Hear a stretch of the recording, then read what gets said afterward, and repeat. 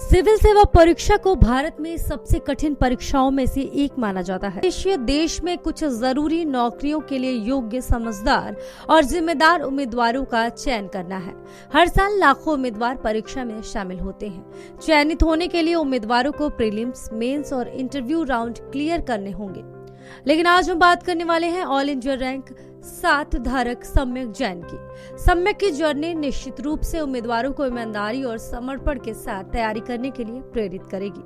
सम्यक जैन ने UPSC final result 2021 में ऑल इंडिया रैंक 7 हासिल की, जो 30 मई 2022 को जारी किया गया था। ये सिविल सेवा परीक्षा का उनका दूसरा प्रयास था। सम्यक का जन्म और पालन पोषण दिल्ली में हुआ। वो एक संपन्न परिवार से ताल्लुक रखते हैं क्योंकि उनके माता पिता दोनों एयर इंडिया में काम करते हैं। सम्यक अपनी मां के साथ रहते हैं और उनके पिता पेरिस में तैनात हैं। सम्यक ने बताया कि पहले प्रयास में वो मुख्य परीक्षा में जगह नहीं बना सके थे।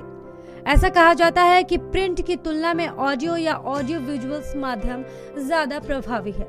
सम्यक जैन ने बताया कि वो ऑडियो बुक्स की मदद से पढ़ाई करते थे। उनके माता पिता का लगातार सपोर्ट था और उनकी मां ने स्वेच्छा से परीक्षा के दिन उनके लेखक बनने के लिए इच्छा जताई।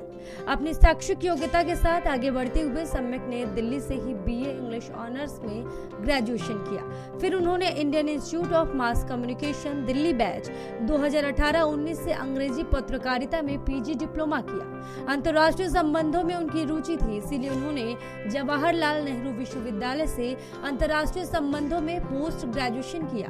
उन्होंने यूपीएससी में राजनीति विज्ञान और अंतर्राष्ट्रीय संबंधों को ऑप्शनल सब्जेक्ट के रूप में लिया। यूपीएससी की तैयारी के निर्णय के बारे में बात करते हुए सम्यक ने बताया कि लॉकडाउन के दौरान उनके मन में विचार था, क्योंकि होम आइसोलेशन के कारण उनके पास बहुत समय था। अधिकांश रैंक धारकों की तरह उनका भी मानना है कि निरंतरता परीक्षा को पास करने की कुंजी है। वो दिन में कम से कम 7 घंटे पढ़ाई करते थे। सम्यक हमेशा पॉजिटिव मानसिकता रखने में विश्वास करते थे।